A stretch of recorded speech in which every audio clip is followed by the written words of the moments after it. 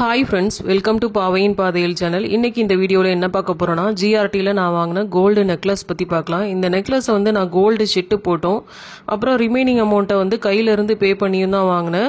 So gold சிட்டு போட்டதுனால எனக்கு இதில் எவ்வளோ ப்ராஃபிட் கிடைச்சது அப்படிங்கிறத பற்றி பார்க்கலாம். தென் கோல்டு காயின்ஸ் வாங்குறத பற்றியும் ஜுவல்ஸ் வாங்குறத பற்றியும் முக்கியமான சில டிப்ஸ் சொல்லியிருக்கேன். ஸோ வீடியோவை ஸ்கிப் பண்ணாமல் கடைசி வரை பாருங்கள். நெக்லஸை பார்க்குறதுக்கு முன்னாடி நான் எவ்வளோ அமௌண்ட்டுக்கு வந்து சிட்டு போட்டிருந்தேன், தென் வந்து இந்த நெக்லஸ் பர்ச்சேஸ் பண்ணுறதுக்கு எவ்வளோ அமௌண்ட் ஆச்சு அப்படிங்கிறத ஃபர்ஸ்டே பார்த்துடலாம். ஸோ வந்து உங்களுக்கு டிஃப்ரென்ஸ் நல்லாவே புரியும். இந்த நெக்லஸ் நான் எப்போ பர்ச்சேஸ் பண்ணேன்னு பார்த்தீங்கன்னா 2021 செப்டம்பர் மந்த் தான் பர்ச்சேஸ் பண்ணேன். அப்போ கோல்டு ரேட் வந்து ஒரு கிராமுக்கு 4430 ரூபா போயிட்டு இருந்தது. இப்போ பார்த்தீங்கன்னா 6620 ரூபா. ஒரு கிராமுக்கு மாத்திரமே 2200 ரூபா டிஃப்ரென்ஸ் இருக்குது. ஸோ அந்த நெக்லஸோட டோட்டல் வெயிட் பார்த்தீங்கன்னா 21 கிராமும் 750 மில்லிகிராமும், கிட்டத்தட்ட வந்து 2.25 சவரன். அது ஸ்டோன் வெயிட் மாத்திரம் பார்த்தீங்கன்னா 130 மில்லிகிராமு. அதுக்கு சார்ஜ் பண்ண அமௌண்ட் பார்த்தீங்கன்னா 293 ரூபா.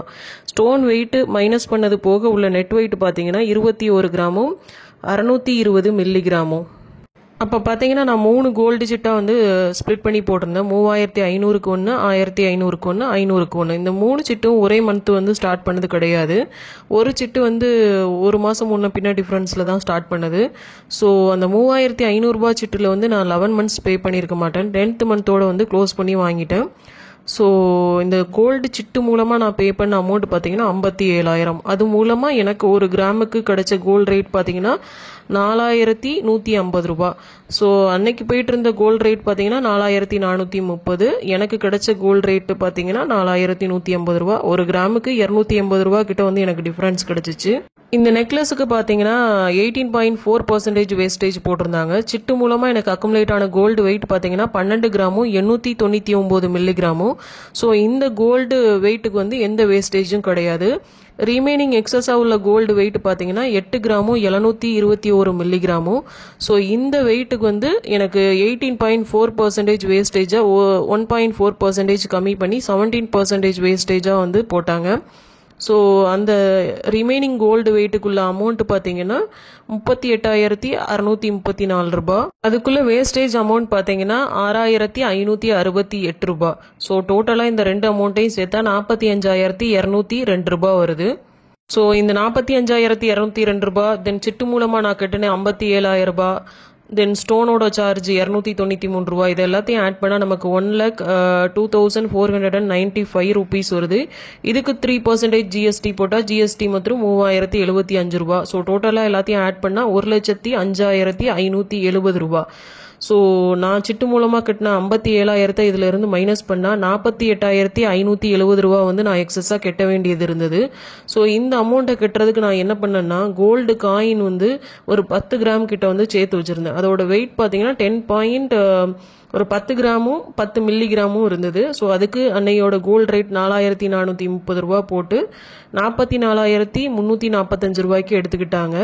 ஸோ இதை வந்து நம்ம கட்ட வேண்டிய அமௌண்ட்ல இருந்து மைனஸ் பண்ணால் 4,425 ரூபா நான் எக்ஸஸாக கட்ட வேண்டியது இருந்தது. அதுல இருந்து ஒரு 75 ருபீஸ் வந்து எனக்கு ரவுண்ட் ஆஃப் பண்ணி 4,150 ரூபாயா என்கிட்ட வாங்கினாங்க. ஸோ நீங்கள் கோல்டு காயின் வாங்குறீங்கன்னா வந்து அதை ஒரு லாங் டேர்முக்கு நான் வச்சுருந்து என்னோட பண தேவைகளுக்காக நான் அதை பணமாக எக்ஸ்சேஞ்ச் பண்ணிப்பேன் அப்படின்னா வந்து நீங்கள் கோல்டு காயின் வாங்குங்க. இப்போ கோல்டு காயின் வாங்கிட்டு நான் கொஞ்ச நாள்லேயே வந்து ஜுவல்லாக மாற்றுவேன் அப்படின்னா வந்து அது வந்து வேஸ்ட்டு. ஏன்னா அதுக்கு ஒரு 3% ஜிஎஸ்டி, டையிங் சார்ஜ் ஒரு 2%, டோட்டலாக ஒரு 5%. திருப்பி நீங்கள் ஜுவல்லாக மாற்றுறப்போ அதுக்கு ஒரு 3% ஜிஎஸ்டி, திருப்பி அந்த ஜுவல்லோட வேஸ்டேஜுக்கு ஒரு 18%ன்னு வச்சுக்கோங்க. கிட்டத்தட்ட ஒரு 26-27% வந்து நீங்கள் தேவையில்லாமல் கட்ட வேண்டியது இருக்கும். இதே இது டைரக்டா ஜுவல்லா நீங்க பர்ச்சேஸ் பண்ணும்போது ஒரு சிட்டு போட்டு பண்ணும்போது இன்கேஸ் நீங்க 20% வேஸ்டேஜ் உள்ள ஜுவல் வாங்குறீங்கன்னா 3% ஜிஎஸ்டியும் 18% அந்த சிட் ஸ்கீம்ல வந்து உங்களுக்கு வேஸ்டேஜ் கவர் ஆகுதுன்னா எக்ஸஸா உள்ள அந்த 2% டோட்டலா வந்து 5% வேஸ்டேஜ் மட்டும் தான் நீங்க வந்து கட்ட வேண்டியது இருக்கும். ஸோ நீங்க கோல்டு காயின் பர்ச்சேஸ் பண்றீங்கன்னா இதை மட்டும் மனசுல வச்சுக்கோங்க. இதே இது நான் அன்னைக்கு வித்தவுட் சிட்டில் வந்து பர்ச்சேஸ் பண்ணியிருந்தேன்னா எவ்வளோ அமௌண்ட் ஆயிருக்கும் அப்படிங்கிறத பார்க்கலாம்.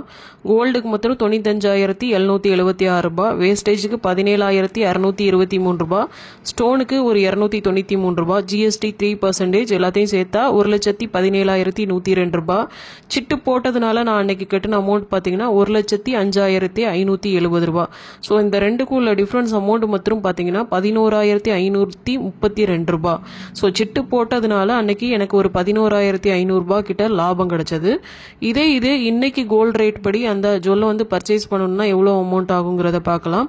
கோல்டுக்கு மட்டும் 1,43,125 ரூபா, வேஸ்டேஜுக்கு 26,335 ரூபா, ஸ்டோனுக்கு 293 ரூபா, 3% ஜிஎஸ்டி எல்லாத்தையும் சேர்த்தா கிட்டத்தட்ட 1,75,000 கிட்ட வந்துடும்.